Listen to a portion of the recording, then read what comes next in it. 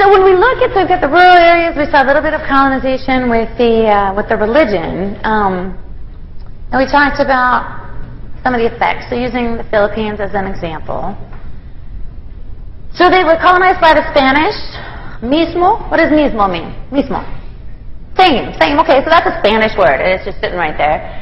And so the Spanish colonized it, and then the U.S. had a little war with the Spanish, and we're like, well, we would like the Philippines. So we got it. And, you know, so you see a lot of that. And when you see the Philippines are now independent, but you see a lot of these results. So why did everybody want the Philippines? And they didn't want the Philippines. What they wanted was the gateway to Asia, okay, to East Asia. And so the Philippines was a good stopping off point to be able to do that. So look at some of the when it was a colony, the effects on the Philippines. So Spanish names, people and places, if you just look at these street names, I'm on the corner of the street, you know, Porque San Lorenzo. You know, what? Southeast Asian? Really? You know, Arguilla. So these are clearly Ponce. Ponce de Leon. We think about that with St. Augustine. This is so Spanish. And I was there. That was just a newspaper while I was there. That Palm Sunday, Hush was an Holy Week. You know, big deal. She got Easter. And again, as we talked about, the majority of the population is Catholic, so that's a result. I love it. In observance of the Lenten season, the casino operations are going to be suspended. Like, okay, so again, Catholic religion, and then just from Spanish colonialism, that's just, I'm at a restaurant taking a picture of the menu, tapas. Who here has ever had a tapa? Somewhere, sometime. Yeah. Anyone want to, if you were going to describe a tapa?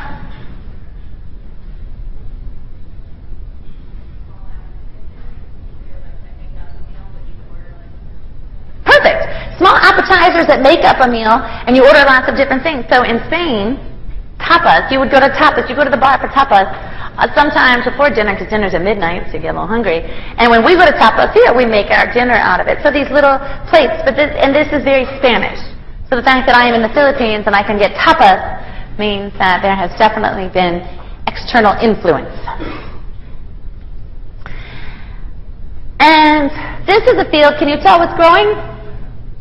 Pineapples, yeah. So, pardon me?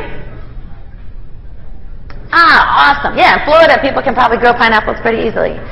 So you have highly concentrated land ownership, which basically means colonizers came, they said, we're taking most of the land, and we're going to plant what we want.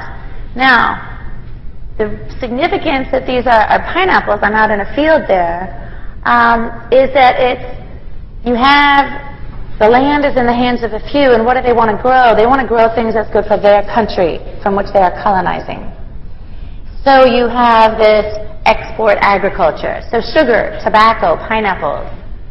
You know, that I love, well, I don't do a lot with tobacco, but depending on what you're up to. You know, that's great, but you can't live off of that. So if that's what you're growing, that is to export to someone else as a luxury. And I mean, sugar, you know, during finals week, maybe you do live off sugar. But, you know, so this is geared towards other countries. And we happen to be the country, for the most part at this point, that is purchasing from, especially from the Philippines. And language is really gets interesting, particularly with this colonization in the Philippines. So you had the Spanish there, and then you have the Americans, so you have a lot of English. And I was going for a run one day through the neighborhood, and I saw this sign. And I just thought, wow, you know, please don't let your dogs poo on the grass. Thank you. Wow, you know, what a lovely way to say it. And that is clearly English. And I am way far away, but that's the language they're choosing to talk to the people in this neighborhood. And so in the Philippines, you have a lot of people speaking English. You also have them speaking what's called Tagalog. And Tagalog is a combination. So you see, this is, we're at a pool, And I'm taking a picture here. So dangerous, shallow water, no diving. Okay, we know what that is. And then you have babala, which I don't know how to say that. Na lugar. What is lugar in Spanish? Place, lugar. So that's Spanish, and then this is I don't know. So what's going on here? Tagalog is a mixture of English from the colonizers, Spanish from the colonizers, and then Malay, which is from the area. And they speak Tagalog. Like this is the language. My friend at the embassy was learning Tagalog as a way to speak to people. So you really have this mixture. Well, to just hear words. I mean, I had the English and the Spanish, so I could catch a few things of what was happening. But really, that is a colonized country's language. Words tripping me up today. And then when we look at colonization, going over to Laos, and I'm looking at a restaurant, café boulangerie, pâtisserie. That is totally not how you say it, but what language would I be speaking if I could? French. Right? Okay, so now we're in Laos, and you see French things all over, and clearly in Vietnam you would see quite a bit of that. And what kind of bread is this? Baguette and Nutella. So that's okay. So that is clearly globalization. But then what I loved is you can get a Lao-style sandwich. So this is a Lao sandwich, and one of the things you can get is a Nutella sandwich, and even better, Skippy sandwich. So, and clearly they're going to make it on baguette. So when we look at how globalization, colonization works, they have adopted the baguette as now this is a Lao sandwich. And you put Nutella on it, that's us. And I thought, if you're going to have globalization, that is the right thing to do. Skippy sandwich, I felt a little mixed about. And so clearly you're going to see a lot of Starbucks. I'm from the West Coast, means a lot to us, but in case, I know around here, other kinds of coffee are important. Get those there too. So in the Philippines, you see a lot of this. And then this was in Bangkok, and I was like, Daddy Doe. And you are the prostitution capital of the world. I was like, I'm not going to say anything. And then this is out on the street. I'm in Thailand. And it's Mr. B Churros. Who's got a churro? Yeah. What's a churro? What's it like? Just because you're great and I love it, but I just let them give someone else a chance. A churro is like a what? Yes, it's a pastry. It's like a donut, it's deep fried, it's long, it's delicious, and it's rolled in sugar, and you can dip it in chocolate in really good places. So this is Mr. B Churros. Churros come from what part of the world? Mexico. So it's written in English and in Thai, and it's a Mexican thing. So you just watch globalization wherever you go. And then also we look at some of the effects of colonization. So I'm in the Philippines. She's clearly Filipino, but fair skin is considered attractive. So keeps your skin fair and beautiful. That being fair-skinned is not, that is because colonizers came and they were fair-skinned, and clearly now with globalization, that is somehow to be more highly esteemed. Yes? Yeah.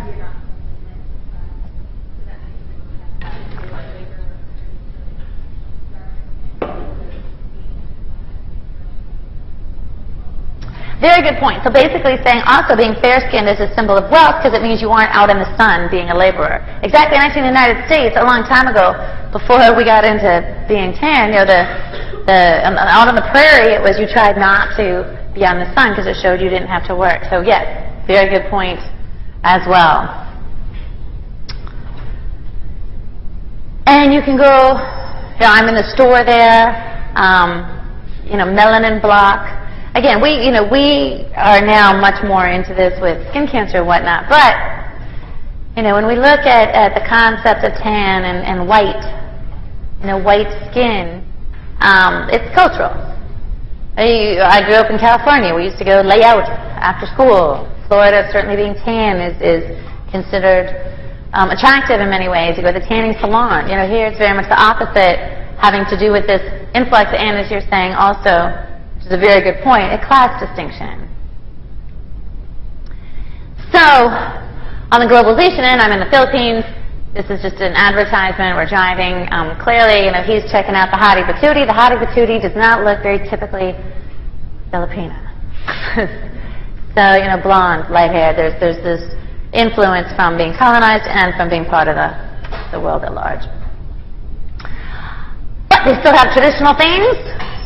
You can go to Thailand. What is happening in that picture? Everyone's like, I have no idea. Have you heard you put your foot in the thing and the little fish come and eat it? Everyone is like, hell no. Well, this, you go get a pedicure. Those of you who get pedicures, everyone's like, what? Not at my pedicure place. No, not at most places here. But you go, and the fish like to eat dead skins. And they, has anyone been to the Sunday House in Del Rey? Beautiful. Well, there is a little pool out back at that awesome brunch, and you can stick your feet in, and all the fish come and they eat your feet. And it's fun. Your faces are all like, whatever. Yeah, well. But back to globalization and influences. Goober. What is goober? It's a mixture. This one is a mixture of what and what? Peanut butter and jelly, right? And you can use chocolate if you're really. So peanut butter and jelly, this is very American. I was a tour guide out in the rainforest, and we would get people from the United States, and we would get people from other parts of the world, often from Germany, and we would lay out this stuff for lunch. They were traditional things, and we always had peanut butter and jelly and bread. And it was the same conversation. Americans would go, yay, peanut butter and jelly, and the Germans would go, oh, that's so gross, you people are gross. And then they would talk about how great peanut butter and jelly is, and they would talk about how disgusting it was, and then the next day I would take a new group, and we would have the same conversation. Because peanut butter and jelly, was anybody in here not had peanut butter and jelly? It's okay, no shame. You and the Germans all get along really well. So, but to us, like, well, why wouldn't you love it? And to them, they think that is totally bizarre, what a weird combination. I was like, oh. So, if you have it already prepackaged, and it's sold that way, that's American influence. It isn't that the world naturally loves peanut butter and jelly put together. Still, and they wouldn't be selling it unless they had a market. Then you sometimes get a mixture. I was going on that little airplane to take the pictures of the islands and to go out to an island. And before I get on, you were airplane snacks. I could choose Chips Ahoy or dried fish. I'm going to let you guys just kind of think about which one you think I probably chose. But I appreciate that. A+ and back. But there's also there's traditional foods. It's not all globalized. These are unopened banana flowers. You probably we see banana trees here. The unopened ones, you chop them up. You can cook them. And then little bananas. You can actually get these at Publix now. And also, and the tips of palm hearts, just in an open market. This is all in Thailand now. And these are actually palm hearts. So if you think you get that little can of palm hearts, holy shaboo, whoa, whoa, whoa. A lot of palm trees. And then you see, people carrying the baskets, and what she has are quail eggs. That's what you can buy to eat. Yeah. And then you come to this table, and it's a little worrisome. And you can see there's traditional. If I don't put the little traps under my sink, I get these. What are these? Cockroaches. Woo-hoo!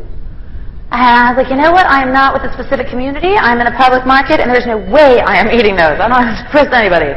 So I personally did not. The person I was with, he was out there researching, and he'd been out there for a long time. And he ordered this, and it's a little fuzzy there, but can you read that? Ants' eggs. I was like, wow. And he said, you should try it. You're in Thailand. And I looked at it, and I said, no way. Like, but enjoy your meal. So again, it's cultural, right? There's nothing inherently gross about ants' eggs. Just, I'm not used to it. I'm not used to those either. Any idea what those are? They're kind of like frogs. There's a lot of them here. You see them scurrying about. Yeah, lizards. So you get your little bag of lizards. And again, I'm taking these because I'm like, ooh. But of course, it's only gross if you're not used to it. But I wasn't used to it, so to me it was gross. We talked about these things can grow in the ponds. I think you might have mentioned these. You can get your little tadpoles. I like to eat those. I was getting really anxious now about everything in these bags. And they said, "Do you want to buy this?" And I said, "No way." And they said, "Do you know what it is?" I said, "I don't care." And I was thinking, it's eggs. It's eggs of something. I know it is. And they were like, "No, it's all like little maniac balls." Like bubble tea. We talked about the maniac and your tapioca, and I was like, "Oh, sorry for being such a complete foreigner jerk. Yes, I will take a bag of those." And then I go on, but incredible fruits out there.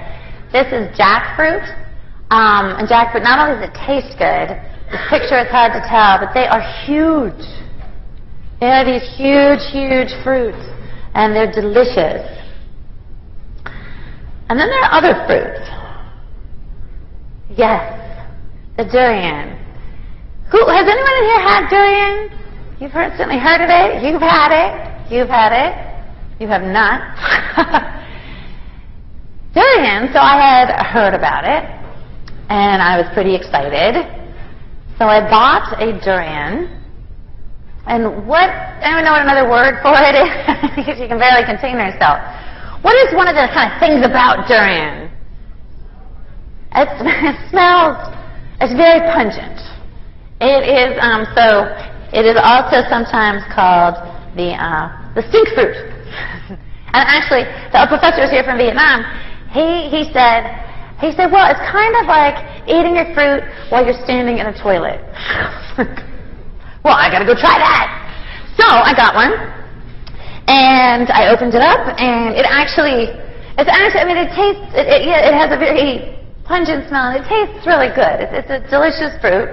And I had some, but then I'd had enough, and I was at my fancy friend's house in the Philippines, and she was off working at the embassy, being important for the day, while I was trying stinky fruit. And I opened it in the kitchen, and then I closed it up, and I threw it away outside. And then her maid came in, and she walked in, and it was, and I was like, and she went, and she looked at me, and I was like, hey. And she started opening up all the windows and her glare at me, and I was like, I don't speak Tagalog, I'm leaving.